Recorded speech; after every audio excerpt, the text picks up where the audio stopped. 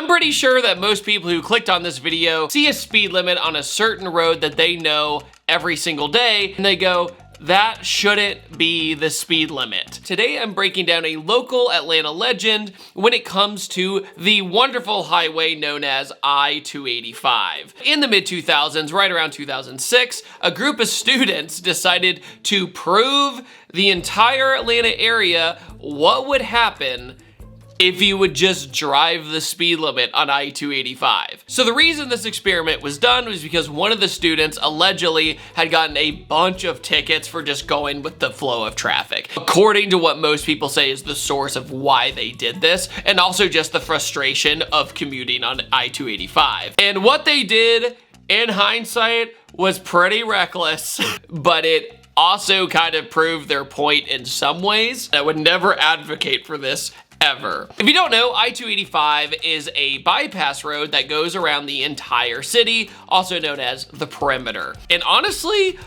it's a pretty gnarly road. And it's funny, artists like T.I. and some others have talked about I-285 in their songs about how everybody speeds on it. So it's always busy, it always has some traffic, and the traffic on 285 is either very slow or very fast. There's like no in between. And in the 2000s, the speed limit of I-285 was a wonderful, totally reasonable 55 miles per hour. 55 to me is like the worst speed limit ever created. Cause like you can go a little fast, but if you decide to go a little bit faster, you're probably gonna get a ticket. It almost feels like it's a trap, right? Cause most modern cars can cruise 55 completely fine. But with the advent of smartphones and other distractions, some people argue that speed limits have to be even more enforced because people are doing these speeds while also looking straight down and not looking at the road, which is just a wonderful idea. Here's the thing about Atlanta in general, it might as well be called the Atlanta 500 every single time you get on the highway, because the right lane is for people who are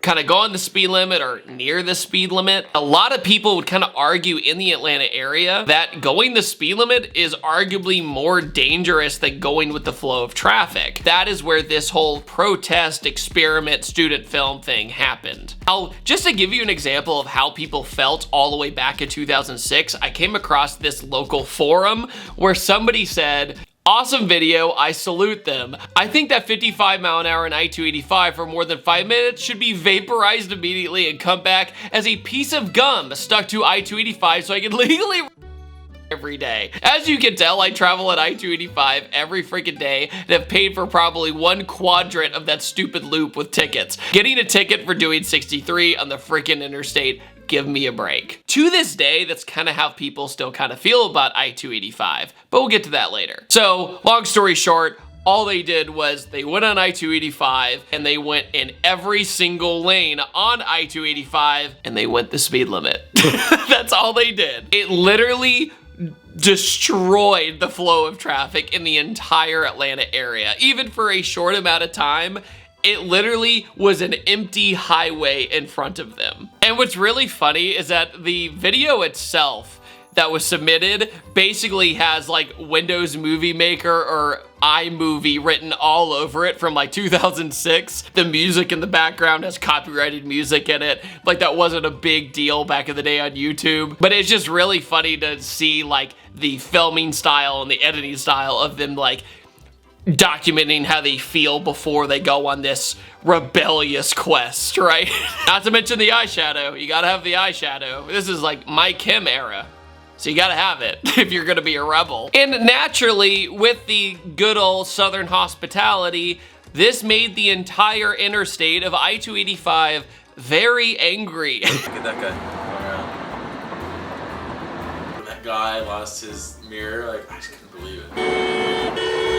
When people road rage in the Atlanta area, you do not mess with them. Like, you just let it happen. Do not engage. It's like the rules of engagement in the military. Literally going around them in the shoulder, people honking their horn, 18-wheelers getting pissed with them, and just the footage of them coming over the hill and just causing gridlock is just crazy. And then they get like really clever with their editing by doing this like fast forward then reverse thing, then fast forward and reverse thing.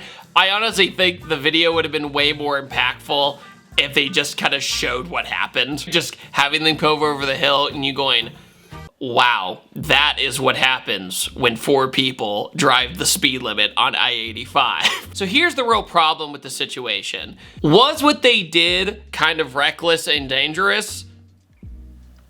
Yeah.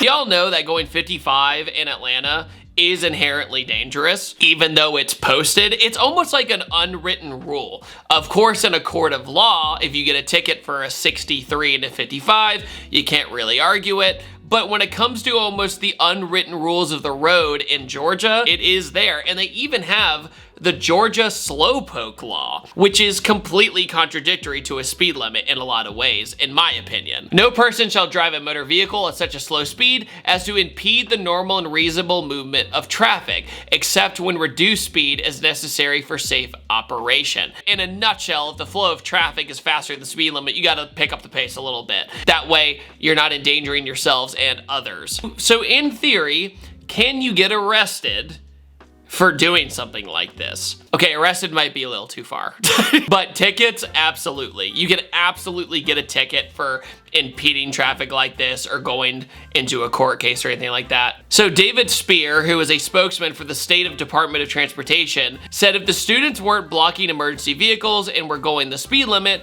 they didn't do anything wrong. But Spear added that the speed limit was lowered to 55 because it saves lives. Okay, that probably has some data somewhere. But in Atlanta, the actual effect is if we expect the people going 75 to move over, so the people going 95 can have the right of way. But just, it's so funny that people just assume the behavior wouldn't change no matter what speed they did. Somebody commented, if they experimented driving 10 miles over the speed limit, the results would have been the same, which is probably true. I couldn't really find anything too concrete, but it seems like that they just got some tickets and maybe they went to court and maybe it was dropped. But something along those lines. They did not get arrested. So my question to you in the comment section is, do you think what they did was wrong? Do you think it was dangerous? Do you think they shouldn't have done it? Or are you on their side of trying to prove their point about a very dangerous road in Georgia, even though this took place almost 20 years ago? Anyway, love to hear your thoughts. Fun little video for today. Hope you enjoyed it. Make sure to like and subscribe to that dude too. Hope you enjoyed it, and I'll see you guys later. Take it easy. Have a wonderful day. Goodbye.